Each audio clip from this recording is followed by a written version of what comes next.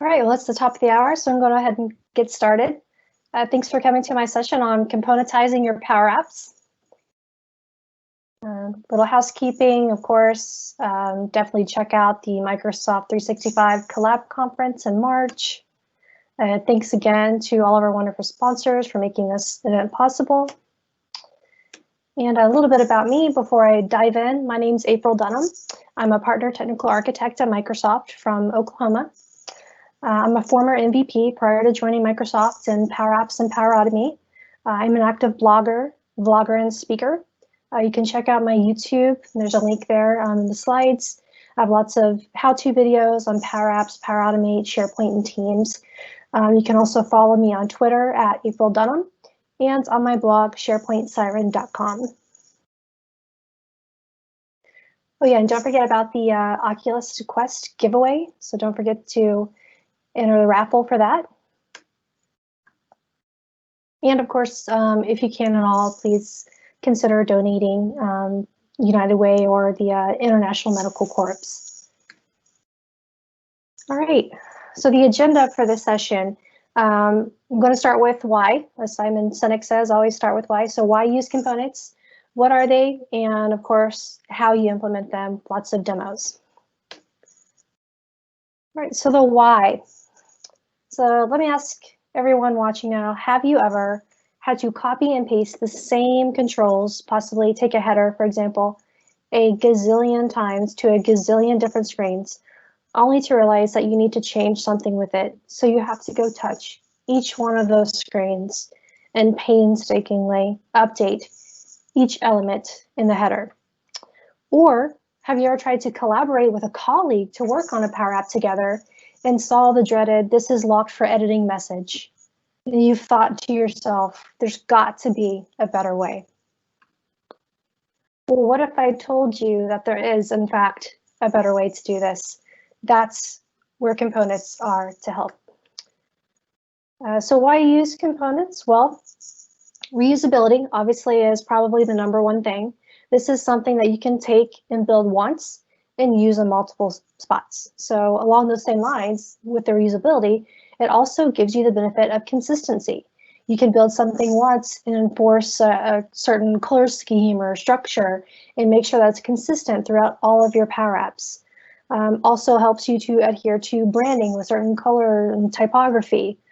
Gives you a performance boost as well, because I don't know if you caught my talk earlier today about Power Apps Makeover, but one of the things I said with performance was make sure that you really optimize your Power Apps. And one of the things that can kill performance in your Power Apps is having too many controls. In fact, Microsoft actually suggests keeping the number of total controls in your applications to 500 or less. And if you're building something fairly large, that's not terribly too many controls. So one way that you can get around that is by utilizing components. So you can take something that would maybe be 50 total controls to make up like a header or something, and condense that down into one reusable component, and that will really help speed up your application. And then the other benefit that you might not think of when thinking about components is collaborative development. So I don't know if any of you have noticed the crisis communication Power Apps template that Microsoft released a month or so ago. But if you happen to download that template and install it in your environment and inspected it a little bit, you might have noticed that that particular app is pretty much entirely made of components. And there's a big reason why, because that app was built in a matter of days, and it was very much a collaborative effort between everyone at Microsoft and some MVPs. So the only way to really collaborate on that, since only one person can be in an app at a time, is by breaking out the building of the application into multiple pieces via components. And we'll take a look at that app, and I'll show you what I mean here in a little bit when we get into the demos. So now that we understand why we would want to use these, let's talk about more what components are. Really, at the foundation of it, they're just reusable components. So kind of think about, Lego blocks that you can use to build many things. So it allows you to define a set of controls, and you can build it in one spot and import these into other apps. So it's really like a master-child implementation. If any of you come from a SharePoint background like I do, I kind of compare these to like content types in SharePoint. So you can build and define a content type for like an announcements list or a task list, and you build that once, and you can use that in multiple lists throughout your SharePoint site. So kind of similar functionality if you think of it that way, if you come from a SharePoint background. And when you're creating these components, you can define certain properties. So not only can you drag and drop controls in the component, just like you would when you're building a normal Power App. So these could be images, text boxes, drop downs, galleries. But you can also define certain properties. And there's two types of properties that you can define. There's input properties, which allow you to send information to the component. So this might be kind of similar to where if you were adding in, say, a button control in your Power App, and you are able to define the fill and the border color and the hover color and all of that. Those are input properties on that control. So we can define those same input properties for our components that we build to define things like pass it a record of items to show in a gallery, or the color or text to show, things like that. And that'll make more sense when we go into the demo.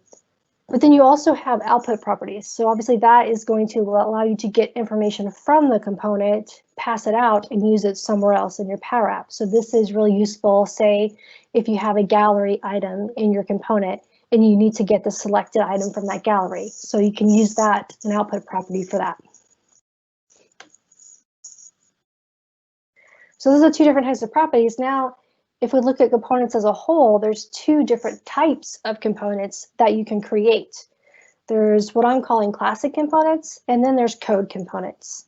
So what I'm going to be focusing on today is classic components, and the audience for that are your typical citizen devs that would mostly be building Power Apps. So these types of components can be created within Power Apps alone in the Power App Studio with low to no code. So it's essentially just like you're building out a Power App application, and you can accept you're building that as a reusable component.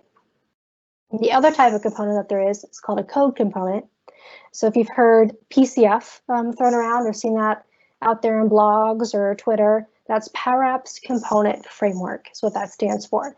So this is a special type of framework for those pro developers who have HTML, React, CSS type skills, and it enables them to use those full code skills to build additional code components that you can import into your application and use. So if you do have developer chops, I would definitely encourage you to check out those code components and see how you can use that to extend your applications. It's really part of the no cliffs experience of Power Apps. If you haven't seen components in your Power Apps, you might need to enable them. I think for most newer Power Apps that you create, they should be enabled by default, but if maybe you have an app that you created 6 months ago and you don't see components in there, you'll have to explicitly go in and enable that. So to do that, you can just go into the app that you're building, go to the File and App Settings, and into the Advanced section there, and there's a toggle for components. So you'll just want to toggle that to on so that you can start taking advantage of these components in your apps.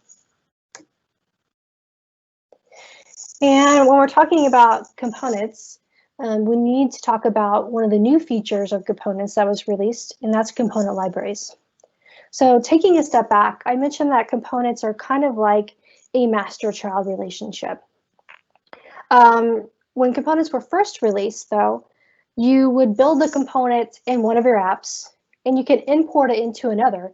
But the problem was you were essentially making a copy of that component and putting it into the other app. You didn't have a source of truth spot that you can go edit the component, and it would update every component in which every app that it was in, right? So it wasn't a true master child until now, until the release of these component libraries. So what these are containers of component definitions that allow you to discover and search components, because another problem with components was traditionally there wasn't a way to really search and find and keep all of your components organized. So this not only gives you that, but it allows you to have that true master-child relationship by having the one spot that you go in to create and store the component, and you publish the updates to that component everywhere that it's used. So I'm going to show you in the demo, and I'm going to get to you in just a second, the classic way of doing components, and then I'll show you component libraries, so it'll really make more sense, the difference between the two. All right, so demo time. So let's start with the classic way of building components first. And I'm going to, let's just start with a new blank Power App here so we can see how we can build a component from scratch. So let's say I want to build a Power App for managing projects. So I'm going to call it the Project Manager 2000. Hopefully most of you have went through this process of creating a new Power App here, but if you haven't, you can create a new one from blank, and it just gives you literally a blank canvas that you can customize. Now you'll see, since I'm creating a new one from scratch, I really don't have to do anything at this point to enable components because they're enabled by default on all of your new applications. And you can tell if they're enabled because you'll see here we have a tab for screens in the tree view, and then you'll have another tab for components. So let's start with a simple scenario of a header. Most every application that you build needs some kind of header element so that you can let the user know what the app is, maybe have some icons to link to things. So let's look at the non-component way that you might build out a header first. You might come into your blank app. Maybe you want to have a nice background for your header, so you could come in here into icons, find the rectangle icon, kind of position it here at the top, give it a different color. We'll just go with red. And then maybe for your header, you need some kind of label, so you can give this, whatever active screen you are in, a name. So we'll just drag a label control in here, adjust the fonts a little bit. We'll title it with the name of our app. And we'll change the color of that, just make a few little tweaks here. Center that. And then maybe we want to even take it a step further. Maybe we want to show the current logged in user's profile picture in this header, right? Just to make it a little bit more personal. So we could go into our media control, add an image. Maybe we want to show that in the upper right-hand side. And we'll point this image to the user, Office 365 users, which we need to add that connector first. So we're going to go in and add the Office 365 users connector so that we can get the profile picture. There we go. And then we'll do .user photo, and we'll get the user email, right? So quick way to get the current logged in user's profile picture with that formula there in the Office 365 users connector. And then we'll just do a little bit more. We want this to be a nice rounded image. So we'll come here, adjust the border radius to a 50 to make it round. And I'm just going to tweak the size a little bit, just make it just a tad smaller. Right. So now we have a very basic header. Now without components though, if I need this same header everywhere, so you see this header right now is comprised of 3 different objects. So remember how I said we want to keep our controls under 500 for any Power App for performance sake. So if I wanted to use this in another screen, I would have to copy all 3 of these objects, go to my new screen, paste it in there. And then each time I want to make any change, like maybe changing the font size a little bit bigger, changing the profile image, whatever it needs to be, I have to touch each one of these, which is going to be really inconvenient once I start having, like 10, 15 screens in my Power App. So the better way to do it would be via a component.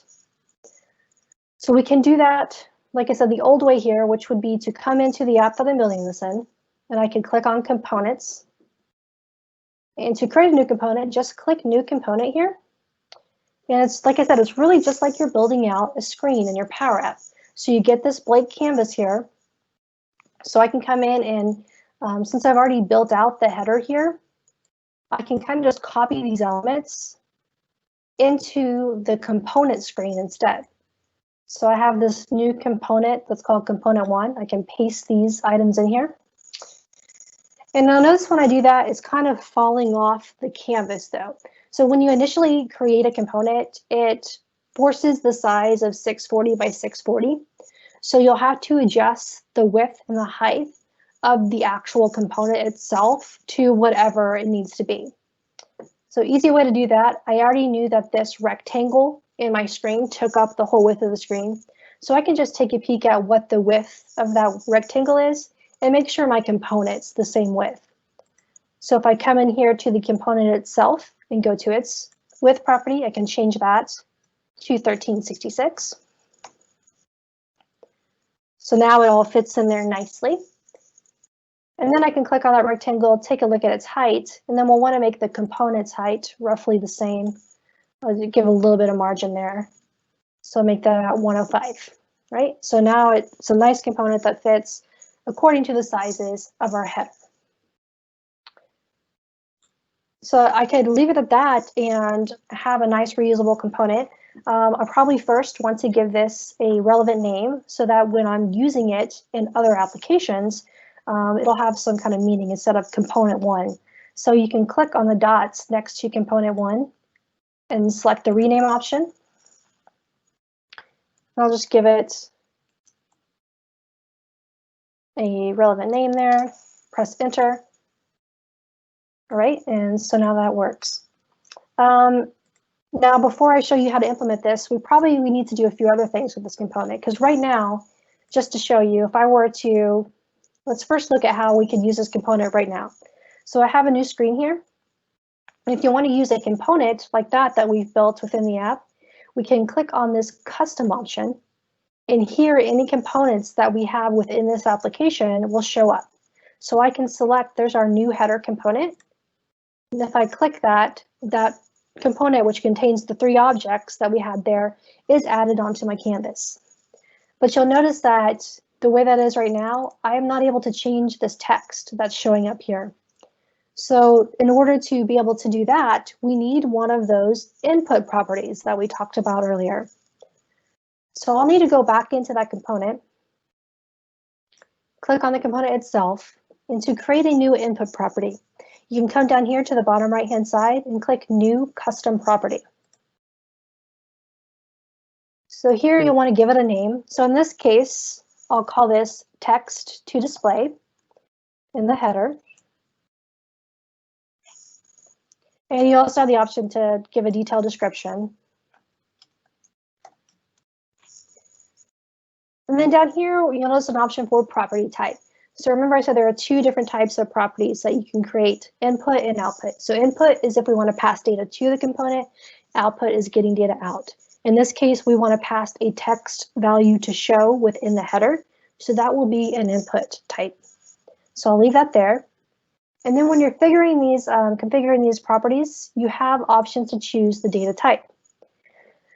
Now for this one, we're just going to want it to be text because we're passing in text, but just so you know, you do have the option to pass in multiple types such as records, screens. So that's useful if you want to tell it like what screen to show or navigate to, tables, images, colors to set the fill property, numbers, yes or no's. You have all these different options when configuring these. So let's select text here and we'll just click create. So now we have the actual input property here, but we're not done yet. It's not usable yet. We need to wire up our text label that we have inside our component to be the value of that input property, right? So to do that, you'll select your label, go to its text property, and we'll change this to point to our header component's input property. So to do that, get the name of your header component, which is new header component. And then you'll do a dot after that. And this will list all the properties available for this component. And you'll see there's our text to display. So we'll just select that, and now it'll be wired up to that. And if we want to test that with inside our component here, we can click the component itself, click on the properties drop down, go to the text to display, And we can add something in here to make sure it's working, right? So now, you notice I did all this here. Now I don't have to update anything on my screen. If I go back to my screen now where I imported this component into, you'll see that it says text 5433, which is what I had put into the component. And now if I click on it in this component with inside the screen and click the drop down, you'll see we have the property for text to display. So I can click on it and type in a new header for this screen, right? So really super simple to get started with components, and that's just a very basic use case of it. Now, like I said, that's kind of the old way of doing it. The new, better way is component libraries. Now, if I save this application, I'm going to show you what I mean about the fact that this right now is just a copy. If I import it somewhere, it's just going to be a copy of that component. So right now I created this component is tied to my Project Manager 2000 app. But since I have that app saved and published, I can go into any other app that I have, like for example, this store application. We'll just pick on that one. And I could use that same header component from my Project Manager 2000 application. So let's see how we can import that into a totally separate Power App.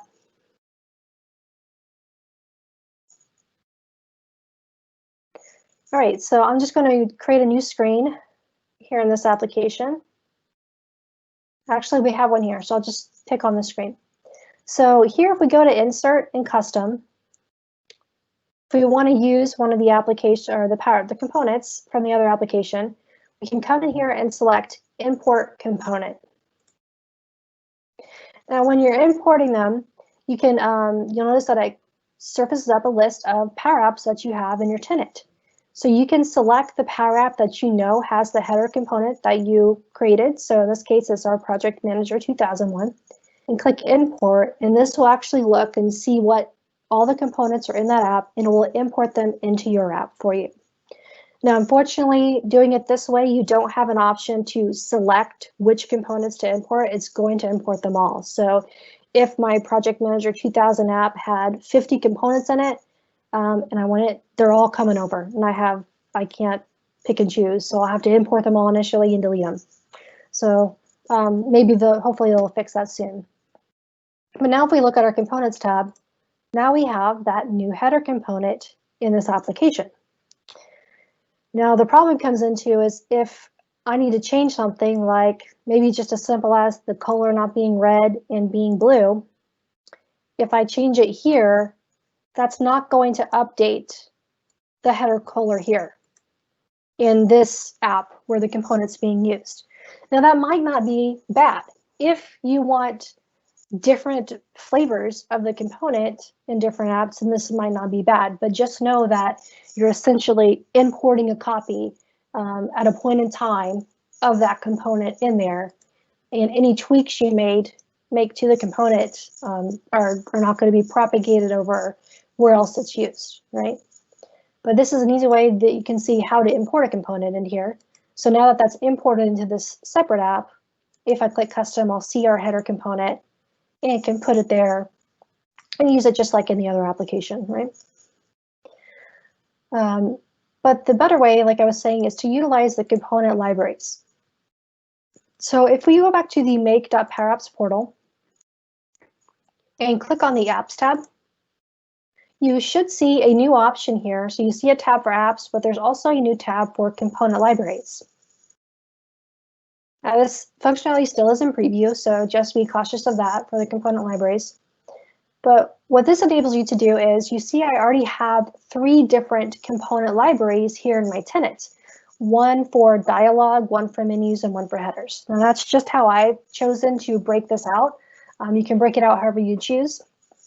And if you want to create a new component library, you just click New Component Library up here and give it a name. So maybe I want one for footers. And really all this is doing in the background is creating a Power App, which your components will reside in. So that's kind of all that's happening, but it's creating a special type of Power App just meant for components. So now I can come in here and create a nice footer Power App, or footer component, sorry. So I can change the fill to blue, maybe. Can insert a label, whatever. And now I have this component library for my footer. But let's take a look at one of the component libraries that I've already created. So let's look at this Dialog one, for example.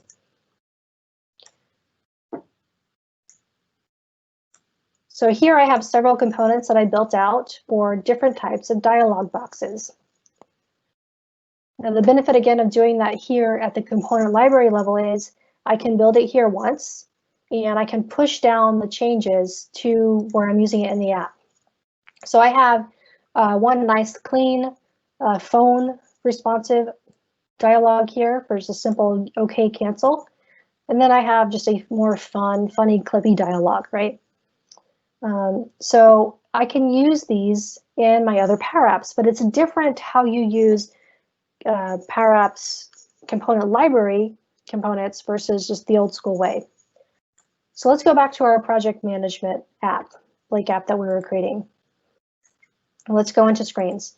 So if I wanted to have a dialog in here, so let's kind of build this out just a tad. I'm going to actually add in a gallery just so we can have some substance to this. And we'll point it to a SharePoint list here real quick. And I just love the fact that it's so fast to get something like this set up. So maybe I'll point it to products here. All right. So simple list of products. And I'm going to copy this icon. And maybe we want this to be a delete. So we want to allow our users to delete something, but we want a confirmation, which is a good use case for a dialog before they delete it. So that would be a good use case for one of those dialog components. So if we want to use one of those component library components, we need to come in here and then click this plus button. Now, when we do that, we need to scroll down and you'll see this option for custom. So first of all, you'll see that we have a new header component in here. So that's where our components will show. But if we want to import a library component, you'll see the option down here for get more components. So if we click that, it has a different screen than what we saw when we just clicked the import components button, where it's surfacing up all of our component libraries. So I have the three. I had one for dialogues, menus, and headers. So it's letting me know these are your component libraries. And this one, there's 3 components. And you'll see right away the benefit of their libraries over the old school way. It's letting me see which components are in there, and I can choose which ones to import. So I don't have to have every single component that was in there. I can choose that I just want the simple dialog. So I can select that dialog, click import. And now that'll be added here. As you notice, so as soon as I add a library component, we have a new tab in the left-hand side for library components. So the custom is the components that you enter the old school way, or you like create directly from your application you're in. Library components are those true master-child library components that you create up here from the component library. So now I have a dialog library component, so I can click on that and just add that into my canvas. Okay, and so now you'll see when I do, I have that nice delete confirmation option here. It looks a little weird because it's optimized for phones, so we might need to tweak it a little bit. But now we have this component that we can see easily in our app. So we can do things like set the visibility of it.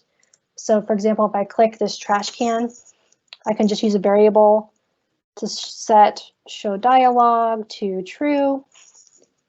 And then I can set the visibility of our component to show dialog. So it doesn't show right now. I click delete. I get a confirmation type message, right?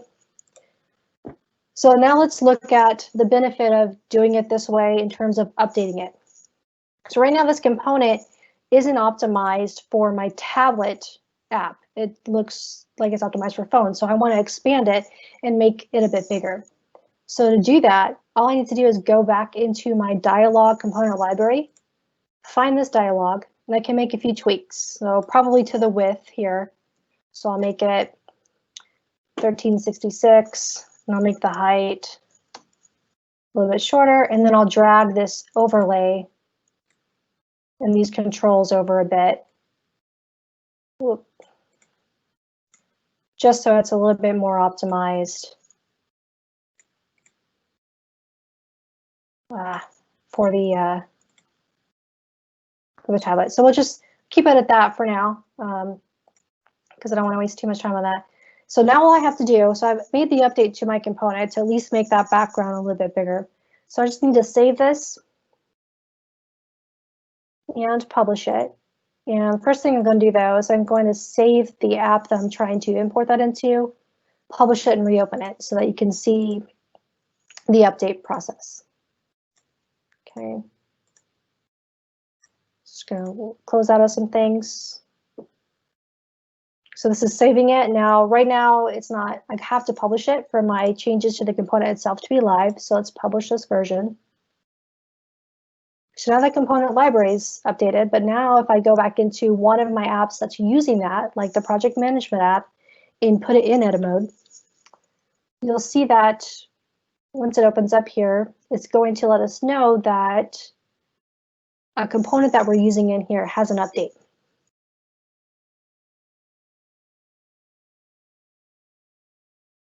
There we go. So this is the true benefit of those component libraries is this. So we have a true master trial. They updated that in the library. And now in this app that I'm referencing it, it lets me know that there's updates available. So I can review that. It'll show me which component has an update and when the update was published. So if I haven't been in this in a while, it'll let me know. And if there's multiple, I can look through and select which ones I want to update, if any. So select it with the checkbox and click update. So it's going to keep this in sync. So I edit it in the one spot and it's pushing down all those updates and changes here in my application. So if I go back now and I activate that screen by clicking the trash can, you see it's taking up the whole screen now, right? Or more of the screen there. There we go. If I drag the component in there. So really simple to keep those updated and in sync. I'm going to show a few demos here in a second, but I wanted to highlight a few gotchas to components just so that you're aware. These are still technically in preview. So you saw the preview text next to the component library. Hopefully they're going to come out of preview soon, but since they are in preview, you might not want to, be hesitant about using those in your production apps, but just keep that in mind. Also, there's certain things like collections and connectors right now within the components themselves aren't fully supported. So like certain connectors, if you're wanting to go, I don't know, use the Bing Map API or something, I don't know if that's a good example, but some connectors might not be able to be utilized within the components. And then also right now you can't nest these inside of galleries or forms or data cards. So if you wanted to have some kind of special component within inside a gallery, that's not fully supported yet. So, but anything other than that, these are really great to use. All right, so with that, I want to highlight some other, so I just showed a very simple way right now that you can utilize components, but there's great resources out there for you to get even more examples of components. And one of them is that crisis communication app that I talked about. So I'll just play it for you real quick while it's opening up in the edit mode in the background. So if you want a primer on components and responsive design, then this is a great template to use and investigate in, because that's kind of how I learned PowerApps, is by taking templates, so some of those template apps, and then reverse engineering them and seeing how they did certain things. So this app will show you a ton about components and responsiveness. It's a fairly simple app. You have this landing page and you have this menu where you can do certain things like see company news. So just surfacing up galleries of information here. with cards that's searchable, taking you to a detailed screen. You can click on the FAQ list, shows you how to do a nice accordion effect if you're curious about that. World News lets you bring in an RSS feed, which is pretty cool. Emergency contacts and so on and so forth. But if we look at the back end of this, now this is the app that I said was built in a matter of days, and a lot of people were working on it at once. And since we can't have multiple people in a Power App at once, components were used. So if we take a look at the Components tab on here, you'll see there's a lot. Better yet, look at these screens. So there's quite a few screens. If you expand some of these out, like the home screen, look at that. That icon means component. So that entire screen is made up of components. This entire screen pretty much is made up of components. I mean, you're seeing the trend here. Pretty much every screen in this crisis communication app is a component, right? And if you played around with the app, you hopefully have experienced that it's pretty fast. So these components have made it performance, and it made it possible for them to build this entire app in a couple of days by splitting it out into these different components. So the first component that you'll see here is a home component. So that is this right here that you're seeing with the person's profile picture, the hello message, and the option to share status with the button there. So that was built using a component. So all they did here was surface up some images. Now you'll notice they have 3 different images. They did that because they did want to make this component responsive. So they're accommodating for the different screen sizes and showing different sizes of profile images based off of the screen size. So they're also allowing a image for a logo here, some labels for the hello message, and then they're actually using a gallery down here for the buttons. So this allows you to pass in some items that you want to show as buttons on the home page. So great, nice reusable component. I've actually taken this component and used it in the menu for some of my other applications. If we take a peek at this home component, for example, you'll see that they're using a lot of different input and export properties. So they're allowing you to pass in a record for the user so that you can get and pass in their profile photo and name. They also have here for the title and the subtitle of the show, for the logo, the color, and the navigation table, which is the buttons. So you can configure, pass in what the buttons should be and what they should say. So if we take a look at that navigation table, you'll see that you could give it a screen name to go to, the button name, and whether the button should be visible, right? The FAQ list with the accordion is another component that you can see how they're doing that and using. They're using some animations with timers in a gallery in here to surface up the list. And another great one to steal from this particular template is the preloader. If you caught my session a few hours ago on beautiful PowerApps, this is one of the things I also talked about, was showing loading and success messages is important for good user experience in your apps. So you can just take this reusable component for a preloader that shows this nice visual GIF of a loading message and import this into all of your applications. So it's just using an image label pointed to this animated GIF. And it gives you the ability to customize the message that's showing. So I've used this, if we look at the text here, so it says loading, but you can change it to searching. So if you are searching, a data source with thousands of records, that process can take a while. So it's a good practice to put in like a searching ... message after you click that enter to search and show that while you're querying your data source. So this is a great component for that to use for those scenarios. So let's take a look at how we could import these components into one of your apps.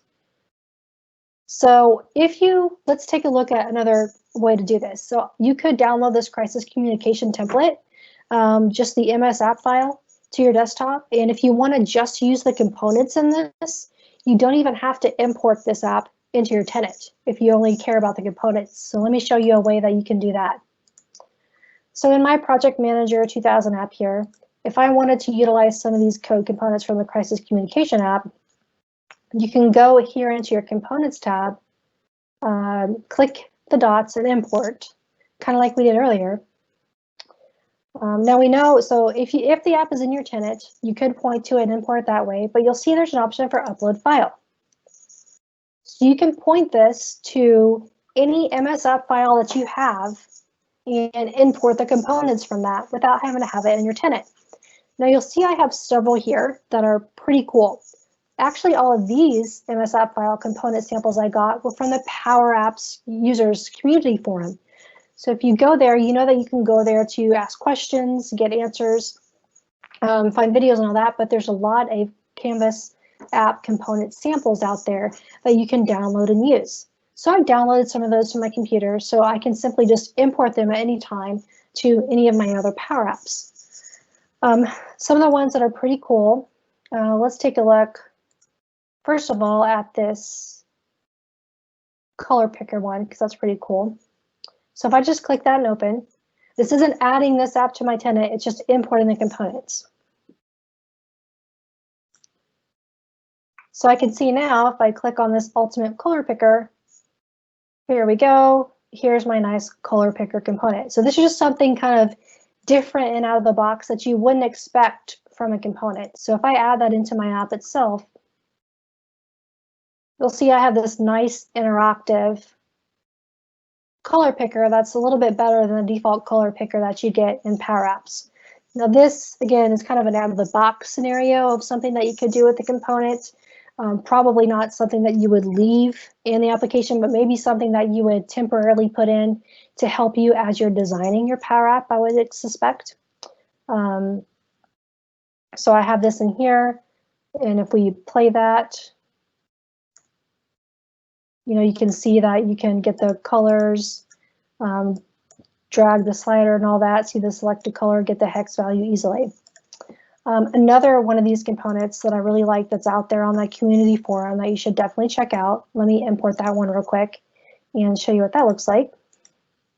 So I'm going to go back to the upload file to get in one of those. Is this Office UI Fabric icon generator one.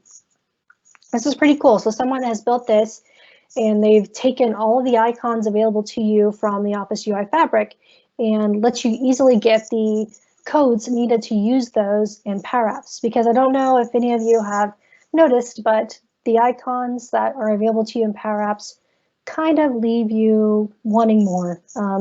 Once you've used them, I mean, I feel like everyone knows that you're building a Power App if they see these standard icons, because they're just used so heavily because there's only so many available. So one of the things that you can do to kind of distinguish your Power App from others is by using your own custom icons.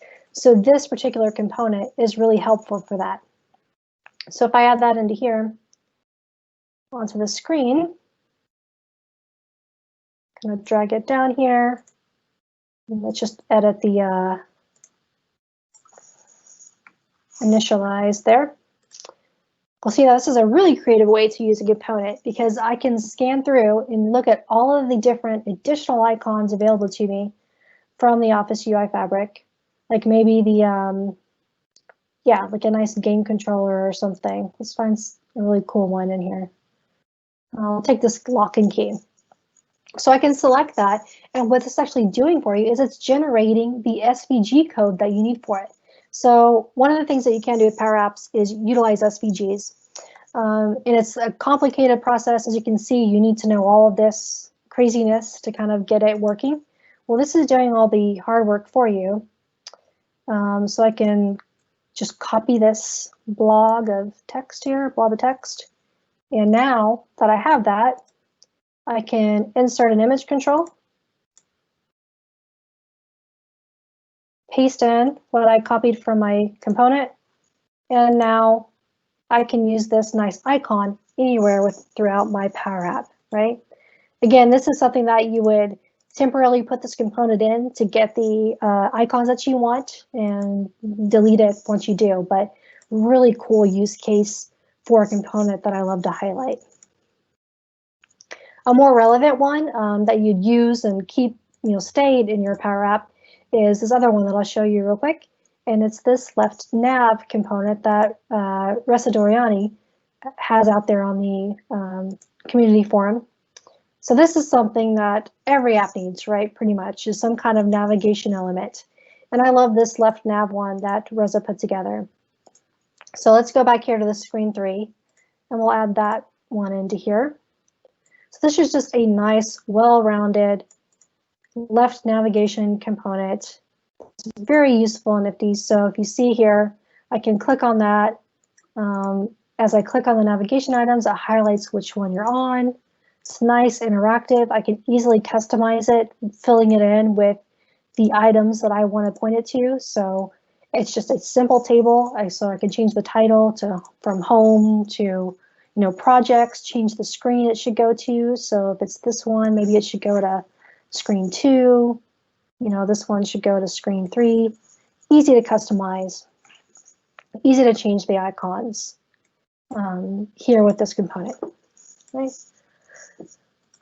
All right. Yeah, so some of those resources I was talking about here, there's a blog all about Canvas components. So if you just want to learn more about how they work, check that out. The sample. So first is there's a GitHub out there where Microsoft has a lot of different samples. I think there's like a map component, the Dialog components out there. So definitely worth checking out and looking for more examples of components there. The power users, I don't have that link up here on the slide, but the power users forum, there's tons of different Canvas app component samples out there to download. That crisis communication app, again, has a lot of samples. And that, again, that's the best way to learn is by just importing some of those components, seeing how they're made. In the component libraries, if you want to learn more about that specifically, that's a good blog post there. The component framework, so if you are a developer and want to learn more about how to get started with that, there's a resource there for a blog article on getting started with the PowerApps component framework. All right, so that's all I really had for you all. That's the link for the speaker and event feedback. So I have a few minutes left for questions, if any. So let me check real quick. I don't think there are any, but let's see. Okay. Oh, looks like I did miss several questions here. Give me a minute to catch up with them. Okay, so can we have a component that will receive an action property? For example, if I want to have a footer with a link that will link to a specific site collection in SharePoint when always clicked, can I have that in component? Yes. So that's an example of where you'd use those input and output properties. So you can have like a gallery, and on the on select of that gallery, you can tell it to navigate to or launch this link to a SharePoint library. And if you look at one of those samples out there, I think in the crisis communication app, one of their components is doing that. So that would be a good place to look and see. Let's see, another question here. Someone said that based on a recent finding, question is, I found that when you give everyone as a permission for the component library app, that the component doesn't show for anyone when they build an app and select get more components. Can we look at this? Oh, okay. Everyone should, if you share it with everyone, they should be able to see it. That could be a potential bug for that issue there. Yeah, so someone along the same line, someone's asking on the Dialog example, if you click yes, no, can you control what happens when you click yes? So you would basically build that into the logic of the component itself. So let me just share my screen real quick. I think I've got about 2 minutes left here. So let me go back in this Dialog. So what you can do here is like on the on select of the gallery in this case, because that's where the buttons are, we can say, if, you can do like an if statement. So this item dot is selected, or this item dot title equals okay, then navigate to this. You'd have to do something like that, some kind of if statement to detect if this item dot selected equals this value, then do this, else do that. It would be the way that you want to handle that. Hopefully that makes sense. And let's see, I think we had one more question in there. Oh, link to the PowerApps community where you're getting those components. Okay, great question. Yes, I'll put that in the reply here so that you have that, but it's just powerusers.microsoft.com. And if you click on the PowerApps option there, there's a forum in there for component library samples. So again, I'll put that link here in the reply so that you have that. I think that is all the questions. So looks like I'm at time. So thank you very much. Be sure to stick around for the rest of the sessions. I know there's some good ones coming up. So yeah, thanks very much.